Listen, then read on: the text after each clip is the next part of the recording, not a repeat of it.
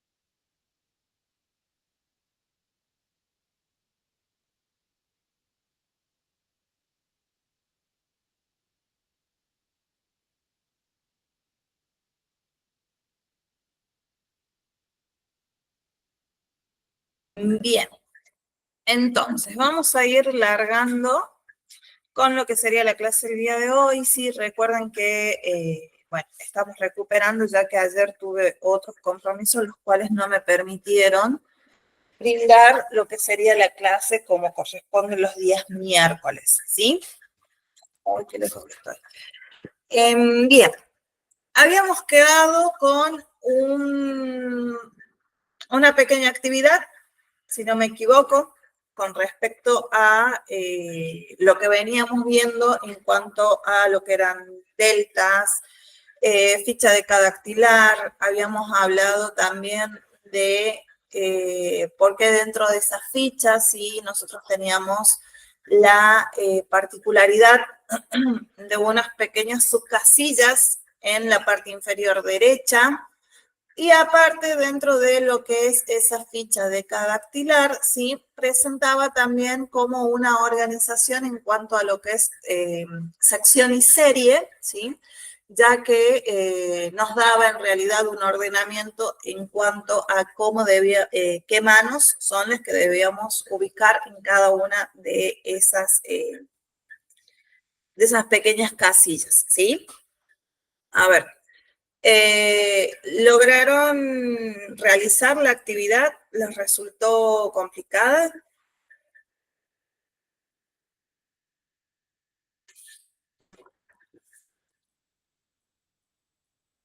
Bien, perfecto. ¿La hiciste bien? ¿Tuviste alguna dificultad para realizarla quizás?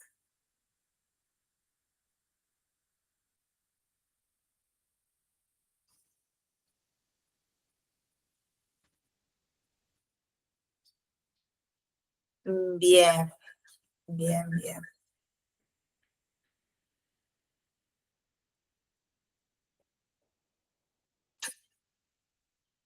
Bien, perfecto.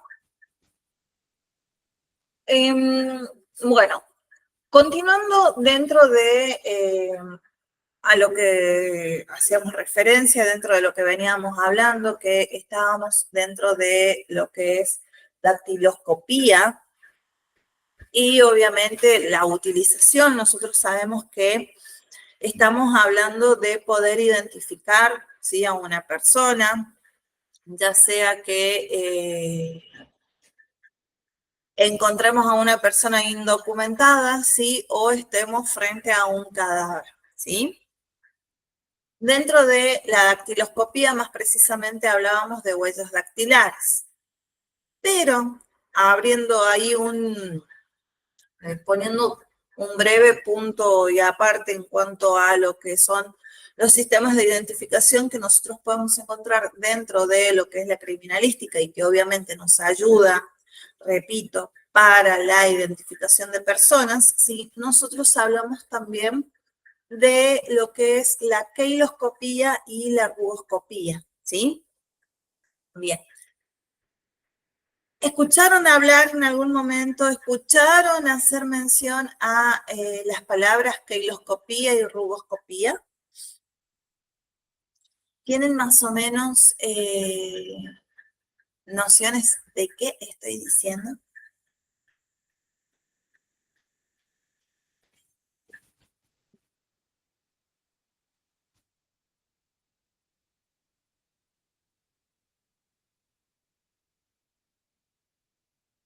No, bien. Bueno, si yo hablo de huellas labiales, ¿ustedes piensan que podemos identificar a una persona a través de las huellas labiales?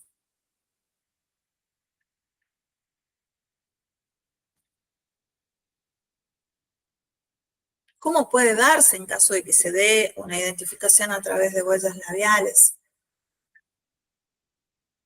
¿O qué es lo que tendríamos que tener en cuenta al momento de estudiar estas huellas labiales?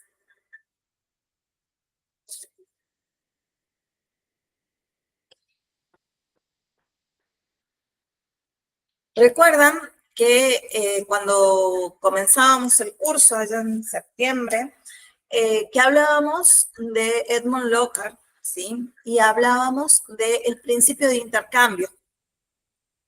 ¿Se acuerdan qué es lo que decía Edmund Lockhart en su enunciado en cuanto a lo que era este principio de intercambio? ¿A qué hacía mención Edmund Lockhart? ¿O cuál era la característica principal de ese principio de intercambio?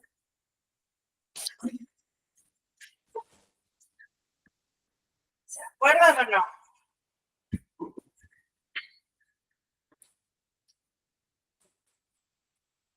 Bien, que todo contacto deja rastro. ¿Y cómo sería este contacto? ¿Cuáles serían esos tipos de contacto que son los que dejan rastro? ¿Cómo más o menos podrían ejemplificármelo?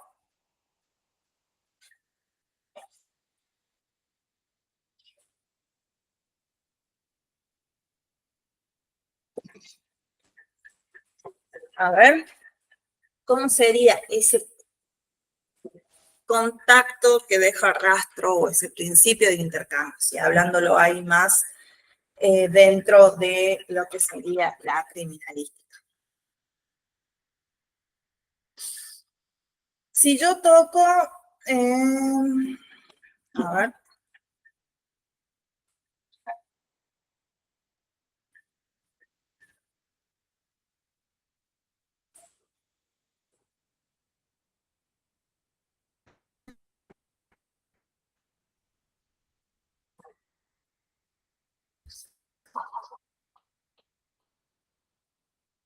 en 2 segundos que les quiero mostrar a este día de hoy.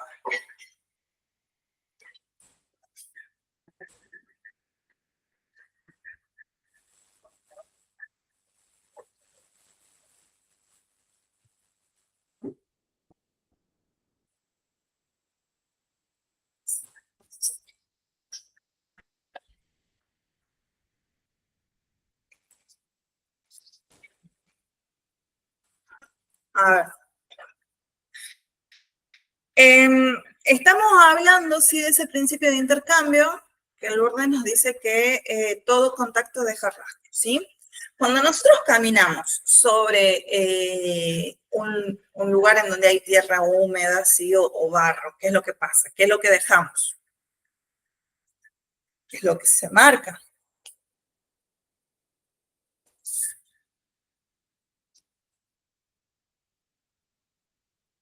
Bien, se marcan las pisadas, o sea, huellas de pisadas es lo que podemos encontrar, ¿sí?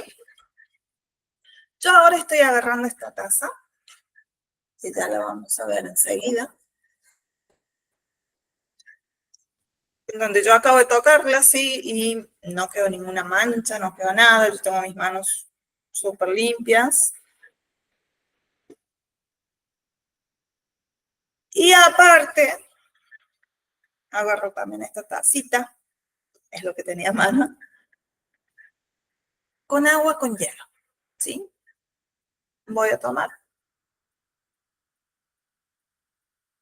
y ya lo vemos enseguida. Bien.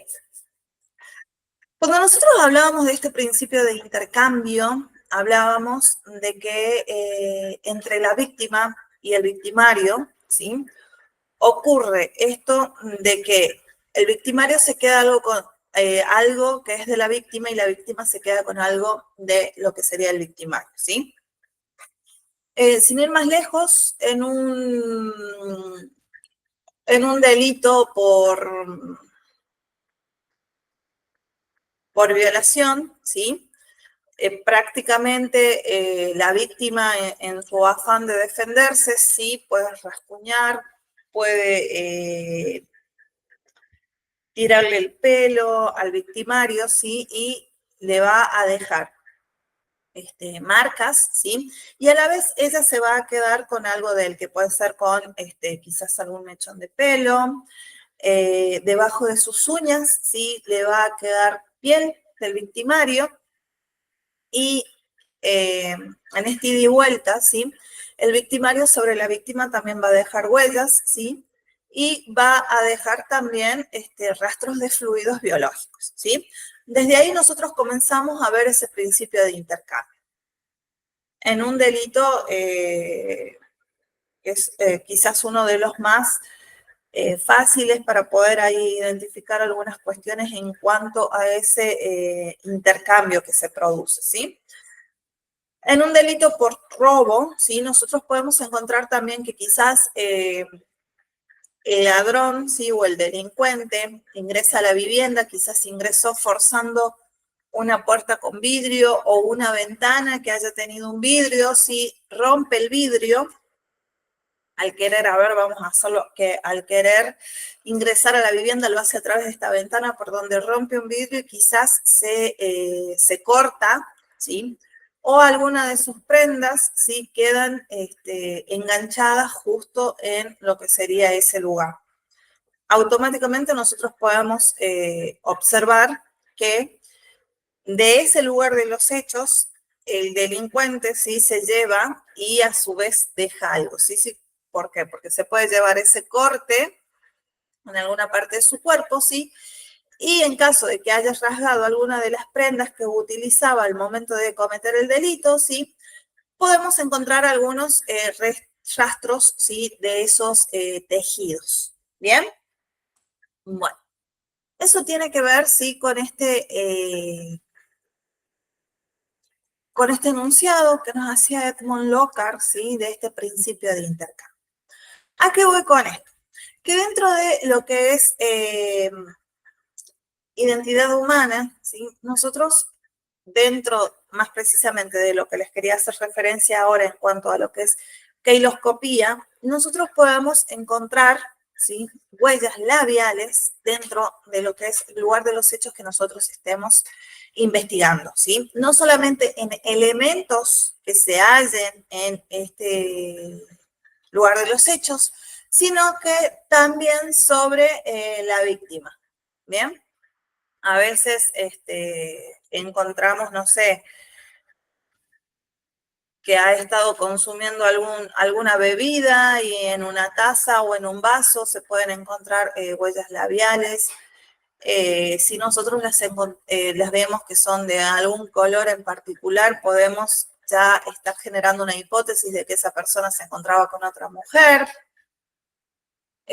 Basándonos muchas veces en el color, sí, hasta podemos determinar la marca o podemos ir a algún registro fotográfico y buscar algún indicio que nos muestre de alguna persona que haya tenido ya ese color en sus labios, ¿sí? Para poder, obviamente, dar con lo que sería el culpable del delito que nosotros estamos investigando, ¿sí?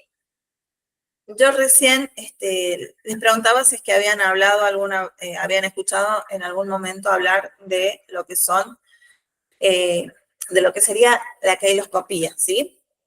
Las huellas labiales más precisamente. Quizás muchas veces nosotros hemos visto, o por qué no, nosotros hemos dado besos sobre un espejo, ¿sí? Después de pintarnos, o hemos dejado un beso en el pómulo de alguna persona que obviamente después lo borramos, ¿sí? Y sin querer estamos dejando nuestras huellas, ¿sí? Las huellas labiales, al igual que las huellas dactilares, ¿sí? Son únicas, permanentes e invariables a lo largo de la vida de una persona, ¿sí?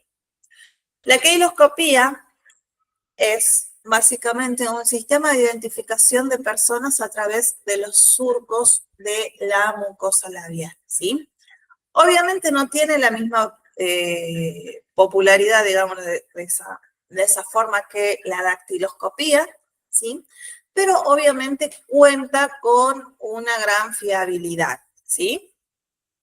Bueno, como les decía, las huellas labiales también son individuales, a excepción de lo que serían los gemelos monocigóticos, son permanentes, son invariables y además se pueden clasificar, sí, al igual que lo que serían las huellas dactilares, nosotros tenemos una clasificación en cuanto a lo que son las huellas labiales, ¿sí? Tanto las huellas labiales como la rugoscopía, ¿sí? Que también están relacionadas con una parte de lo que sería el esfínter oral, van muchas veces de la mano con lo que es la odontología forense, ¿sí? Pero muchas veces nosotros tomamos participación porque quizás encontramos algún rastro en algún vaso, en alguna taza, en algún papel, en algún pañuelo de un labio que nos pueda llegar a llamar lo que sería la atención, ¿sí? A ver, si vamos a hablar un poquito de historia y de concepto en cuanto a qué es la keiloscopía, nosotros vamos a hablar de que keiloscopía, ¿sí? Procede de dos palabras griegas, como son keilos, que significan labios, y escopein, que significa examinar, ¿sí? En síntesis, consiste en el estudio o la investigación de las características de los labios, ¿sí?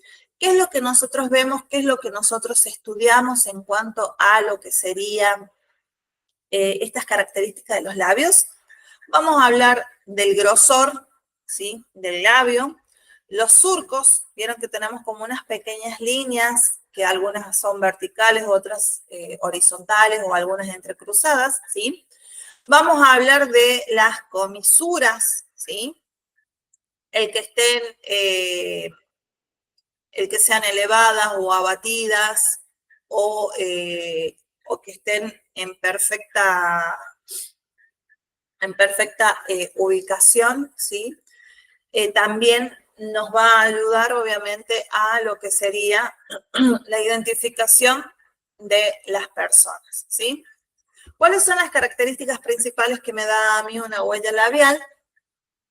Nosotros hablamos, obviamente, de esta superficie que está revestida en piel y que obviamente forman lo que es el esfínter oral, ¿sí? Dentro de la queloscopía, nosotros, ¿qué es lo que vamos a hablar? Vamos a hablar de la línea de Klein, ¿sí? Que básicamente es esto.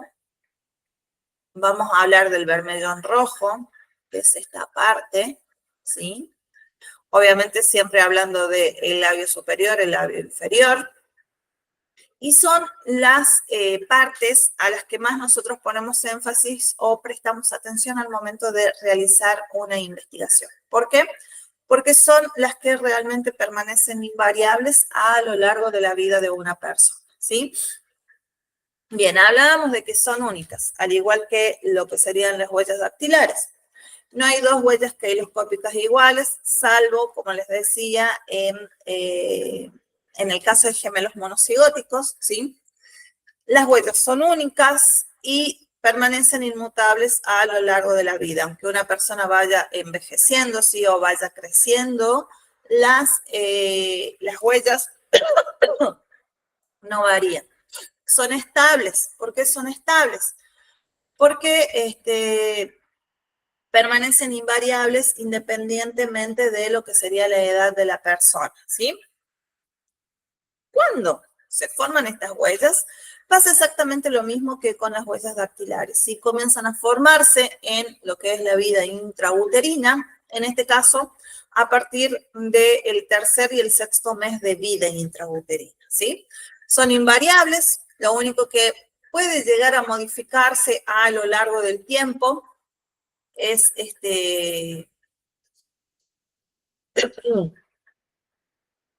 es en cuanto a la medida, obviamente, de que una persona vaya creciendo o envejeciendo, como le quieran decir, ¿sí? Es la única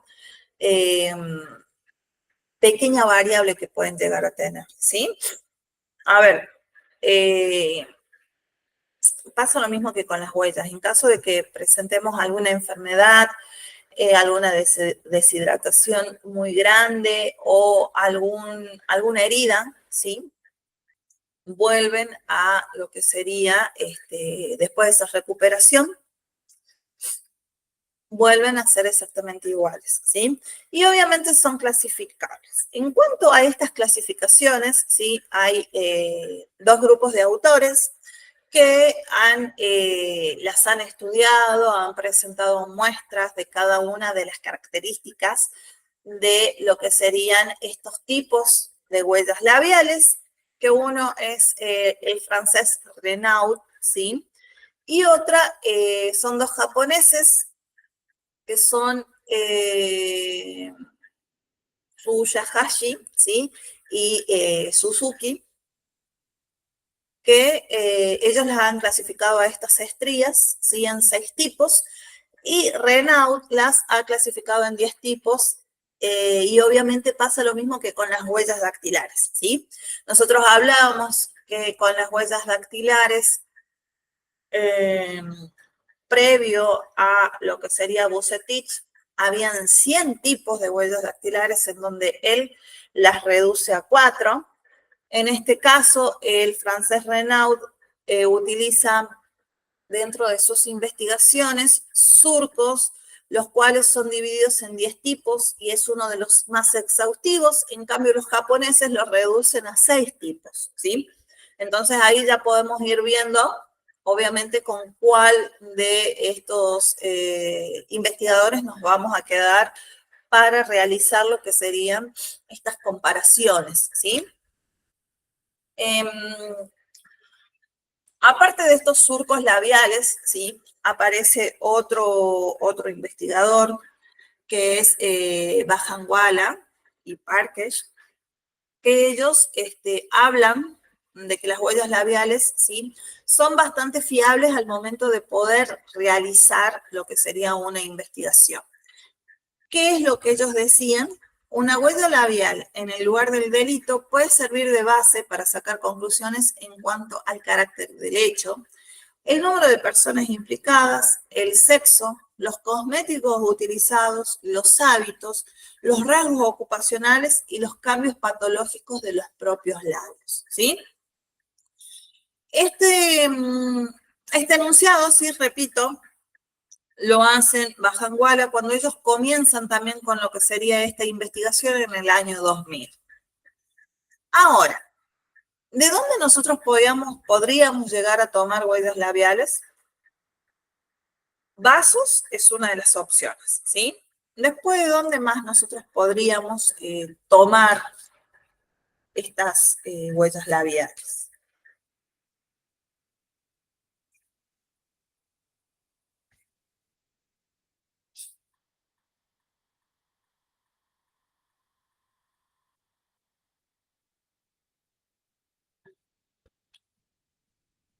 Espejos, bien. ¿Dónde más? Vidrios.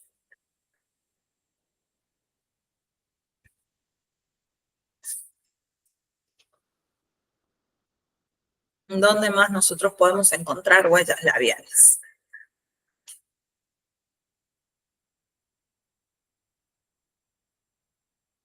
Servilletas,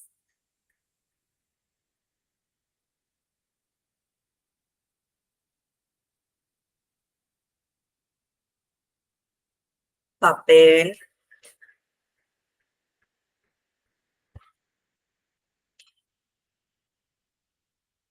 ¿qué más?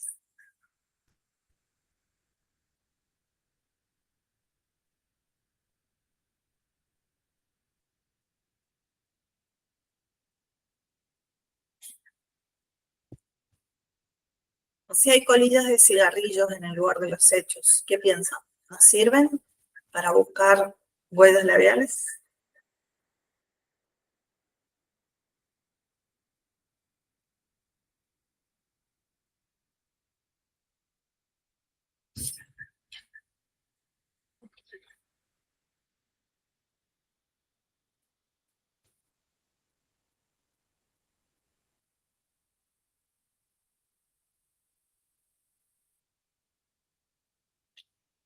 Bien, otra de las opciones, sí, es colillas de cigarrillos, que muchas veces hay. Si nosotros vemos copas o vasos que contengan alguna bebida alcohólica, colillas de cigarrillos, ya más o menos podemos ir elaborando hipótesis de cómo se pudo haber dado el delito para comenzar, obviamente, con lo que sería nuestra investigación, ¿sí? Otra característica que presentan estas huellas labiales es que se destacan en que no todas tienen que ser inmediatas, ¿sí? Ya que, por ejemplo, en un vidrio o en un cristal, ¿sí?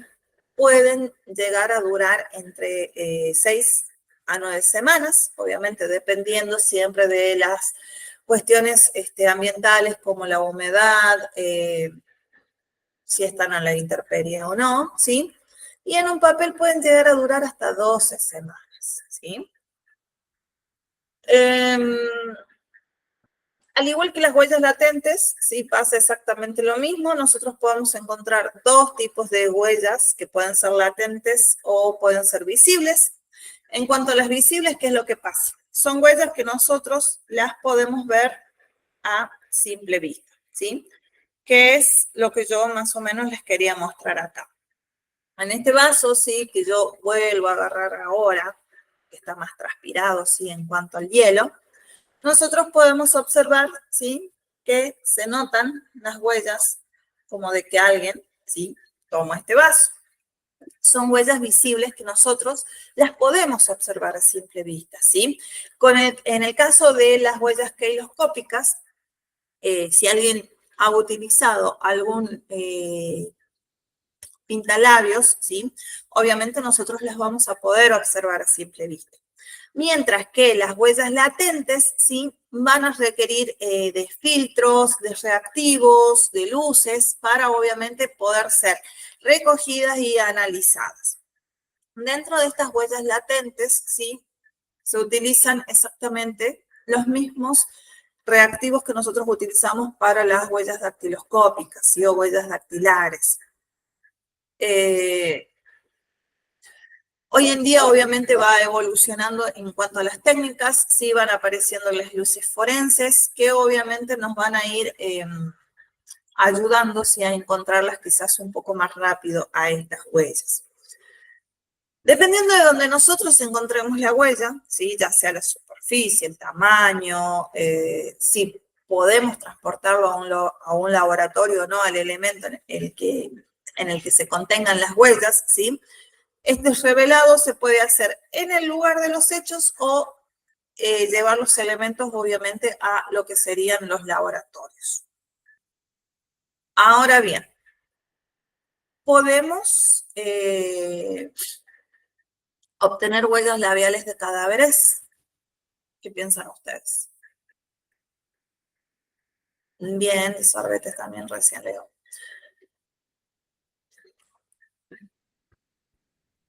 Repito, ¿podemos obtener huellas labiales de cadáveres?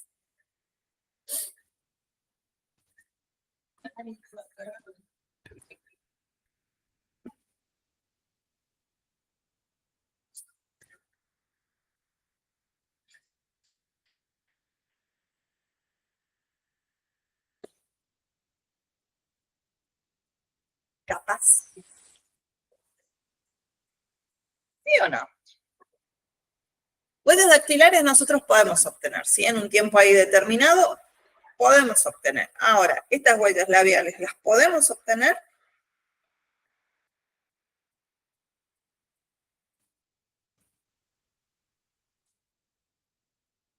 Sí, las podemos obtener. ¿Sí? O sea, es posible que nosotros obtengamos huellas labiales de cadáveres, aunque tenemos que hacerlo en un plazo no mayor a las 24 horas de siguientes o después del fallecimiento de la persona, obviamente para garantizar lo que sería la fiabilidad de los tejidos, ¿sí? Para que estos no se vean alterados, ¿sí? Ahora bien, ¿ustedes qué piensan? Con esto que yo les acabo de mencionar entonces,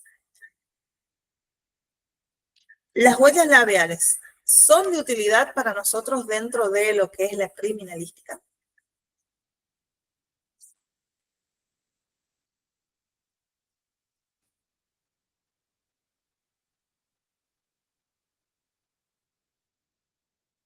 Es fiable que nosotros quizás basemos un caso o una investigación en simplemente huellas labiales que hayamos encontrado en el lugar de los hechos.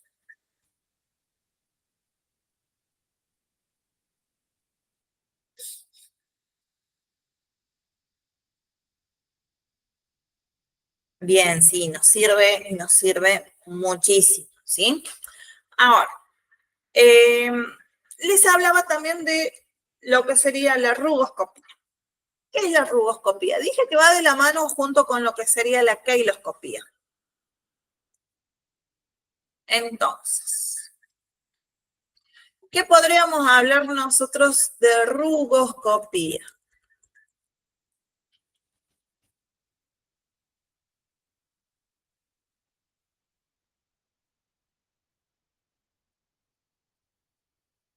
Es también un método de identificación. Dije que van relacionados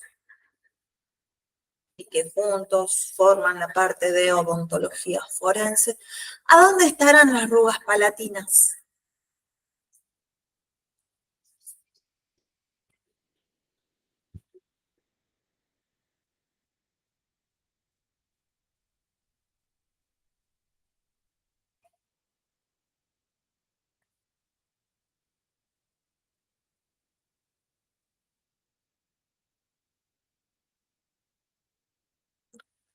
Bien, dentro de la boca. ¿Y en qué parte más precisamente?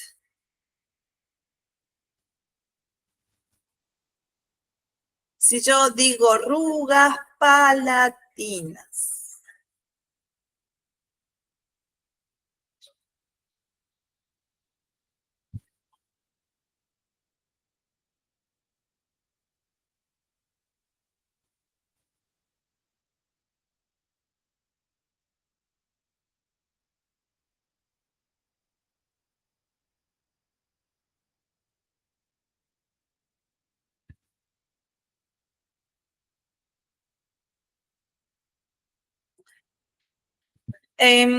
Ubican lo que sería obviamente el paladar, ¿sí?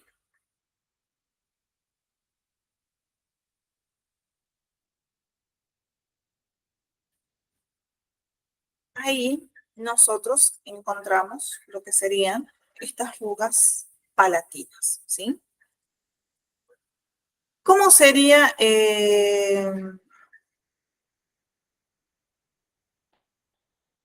esta investigación o cómo se ven estas rugas palatinas, ¿sí? Básicamente, cuando hablamos de estas rugas palatinas, ¿sí? Aquí tengo una muestra para que puedan ver. ¿Vieron cuando cortamos o agarramos las hojas de un árbol? ¿Sí? Si la damos vuelta, nosotros podemos ver como una línea central, ¿sí? Y que salen como pequeñas nervaduras o pequeñas ramificaciones, ¿sí? Hacia los costados. Bueno, las rugas palatinas, ¿sí? Son exactamente eso, ¿sí? Son pequeñas rugas en el paladar que obviamente, ¿qué pasa?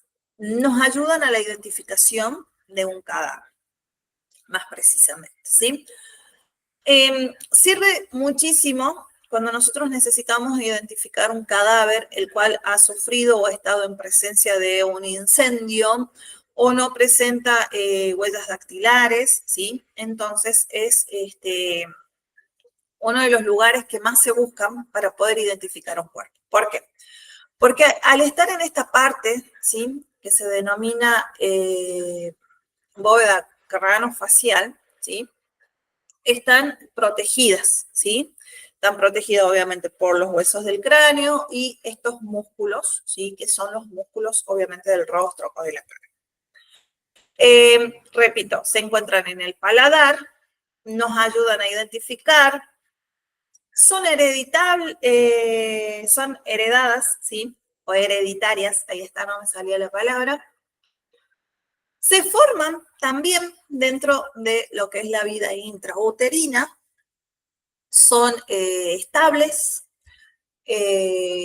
son exactamente, presentan las mismas características de las huellas dactilares y las huellas labiales, ¿sí? Existe la diferencia que nosotros podemos ver en estas arrugas, ¿sí? Que si hay más cantidad y son más gruesas, o sea, más robustas, ¿sí? Pertenecen a arrugas masculinas, y si son un poco más finas, un poco más delicadas y en menor cantidad, pertenecen a el sexo femenino, ¿sí? ¿Cómo nosotros damos identidad? Nos fijamos en la cantidad, ¿sí? En este grosor, ¿sí? Y aparte, al ser heredadas, ¿sí? Son heredadas de padres a hijos, ¿sí? A diferencia de las huellas labiales que también se heredan, pero se heredan de madres a hijas, ¿sí? Nosotros ahí más o menos podemos ir descartando dentro de los presuntos sospechosos que tengamos en el delito, ¿sí? Que estamos investigando, obviamente, vamos a ir descartando en base a eso. Bien. Esta parte básicamente es netamente odontológica, ¿sí? Ya que muchos de los materiales que se utilizan son los mismos que se utilizan dentro de lo que es odontología. ¿Cómo se toma muestra de esto? Básicamente se pone lo que serían las famosas escarollas, ¿sí? Que se llenan con alginato, ¿sí? Se introducen y toman una copia de lo que serían estas rugas palatinas y tenemos lo que sería nuestro negativo, ¿sí? Dentro de lo que es nuestro negativo, nosotros para estudiarlas muchas veces no las estudiamos directamente desde acá, sino que le realizamos una copia a esto. ¿Cómo hacemos la copia o cómo realizamos una copia? Muy simple, a través de yeso, ¿sí? Colocamos yeso en esta parte, ¿sí? Una mínima capa, esperamos que se seque, eso sale, ¿sí? Y tenemos lo que sería nuestra copia de estas rugas palatinas. Les voy a acercar y me dicen si es que pueden observar las rugas, ¿sí? Ahí se pueden ver las líneas, las nervaduras. Ahí se las acerco más. ¿Pueden observarlas? Bien, perfecto. Esto desde el negativo, ¿sí? Nosotros podemos observar en este caso que hay 6, 7, 8 rugas, ¿sí? Son finas, son delicadas. Y acá, en nuestro negativo, ¿sí? Se pueden apreciar exactamente esas mismas rugas. Bien. Todo esto que yo les estuve hablando y hablando y hablando en cuanto a lo que es queiloscopía y rugoscopía, lo van a tener en el campus dentro de lo que serían los apuntes, ¿sí? Ahora vamos a esta otra parte. ¿Vieron, sí, cómo habían quedado las huellas acá en esta taza? Con agua fría.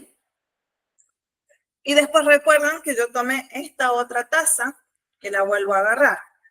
Nosotros en este vaso anterior pudimos observar las huellas, unas huellas visibles, ¿sí? Tanto labiales como de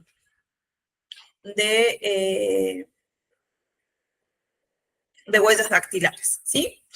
Ahora, sobre esta taza, ¿sí? Utilicé una taza blanca para que ustedes puedan apreciar cómo podemos observar estas huellas latentes, ¿sí? A ver, denme 2 segunditos, por favor.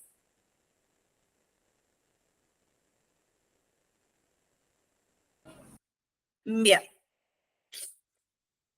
Como les decía, tengo la taza, ¿sí? Y acá vamos a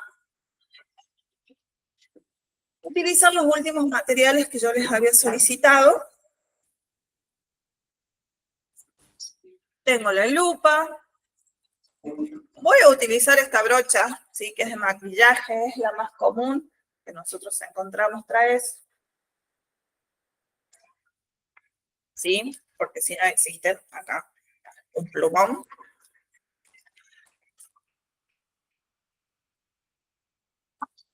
Y tengo reactivo, ¿sí? Este reactivo es el que se utiliza normalmente para trabajar, pero acá también tengo el que les había pedido a ustedes, ¿sí? Que es el polvo de grafito. Voy a trabajar, ya veo con cuál de los dos sirven exactamente igual, ¿sí? Bueno, a ver, dentro del tema de reactivos, ¿sí? Nosotros tenemos muchos colores, sobre todo, ¿sí? En este caso tenemos los clásicos, que es el negro, el rubí, que es básicamente un color ladrillo, blanco, y gris. Ahora bien, existen otros como colores flúor, turquesas, fucsias, y más o menos se pueden ir imaginando por qué existen otros colores aparte de estos que yo les acabo de mencionar. ¿A qué se debe?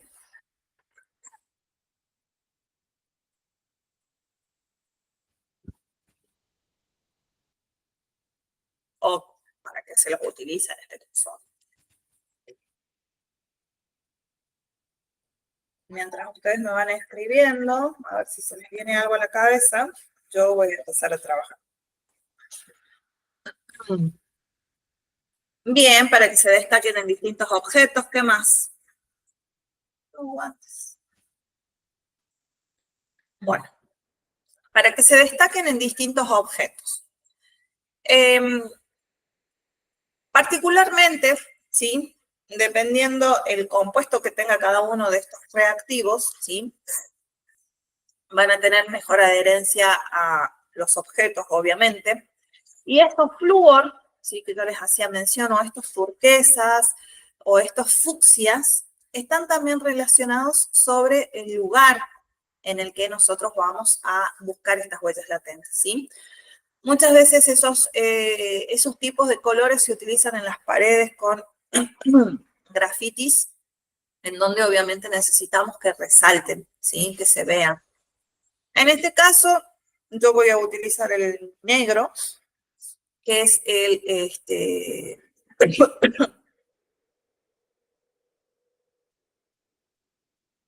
no me va a salir ahora el nombre. Bueno, el de carbono, ahí está. Que obviamente va a resaltar en este caso, en esta tacita blanca que yo les hice mención. Bueno, a ver. Debemos utilizar guantes. Mis guantes desaparecieron, no sé dónde están. Pero bueno, una de las formas más fáciles que tenemos, ¿sí? Para comenzar a buscar lo que serían estas huellas latentes, ¿sí? Es trabajándola de esta forma, el elemento sobre el que nosotros tenemos, en este caso que sea un vaso, una taza, ¿sí? Como yo tengo, o algo en lo que nosotros podamos introducir la mano, ¿sí? Si no, otra forma es así, ¿sí? Pero la más segura para que no se nos escape ni nada por el estilo es esta, ¿sí?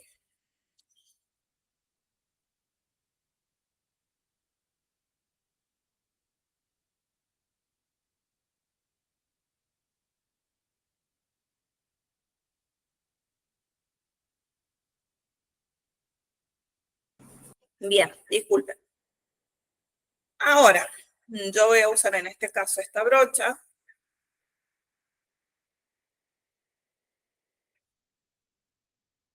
Reactivo y empiezo con lo que sería o el barrido, ¿sí?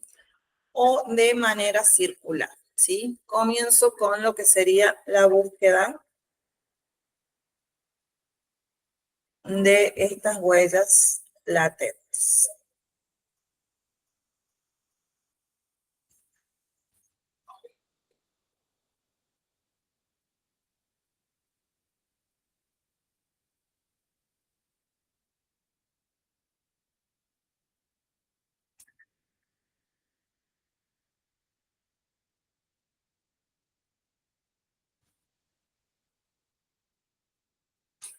Bueno, no hace falta que busque demasiado, porque ahí ya apareció, ¿sí? ¿Logran verlas?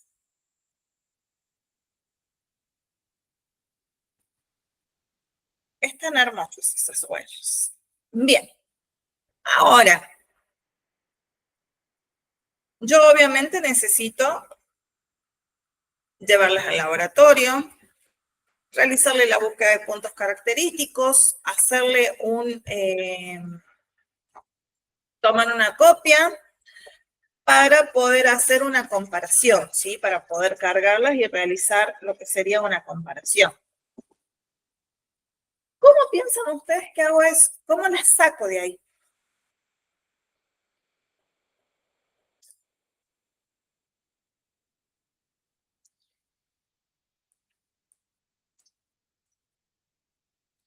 ¿Cómo puedo yo sacar esas huellas de ahí?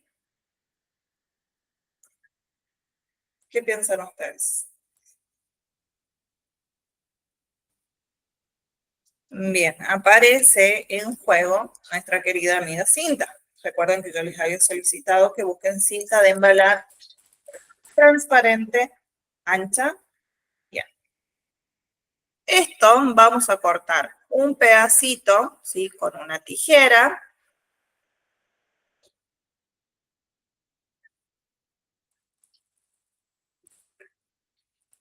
Una vez que tenemos el pedacito cortado con la tijera, vamos a colocarlo sobre la huella que yo quiero trabajar o yo quiero sacar del elemento, ¿sí? Vamos a aplicar la cinta, que no queden burbujas de aire ni pequeñas líneas. Y la extraigo, ¿sí? Se adhiere perfectamente a la cinta. Después de eso, ¿sí? En una pequeña hoja en blanco, yo voy a ir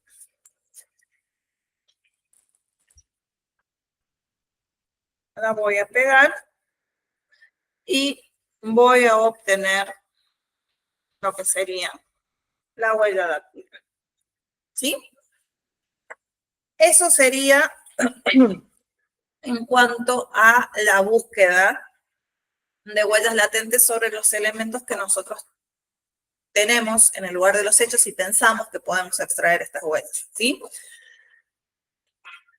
También utilizamos la lupa, más precisamente para poder observar a qué tipo fundamental del sistema dactiloscópico argentino pertenece, y en este caso para poderle hacer la búsqueda de los puntos característicos, ¿sí?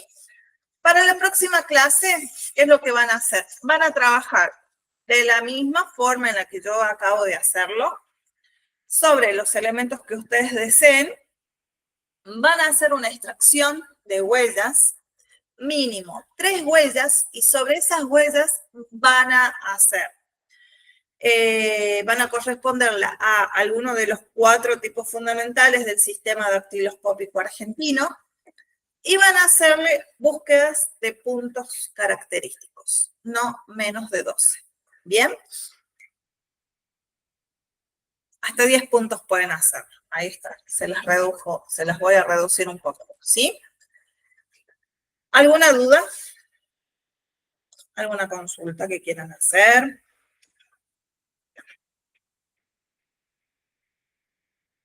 No. Perfecto, entonces nos vemos la próxima clase. Que tengan una excelente jornada. Chau, chau.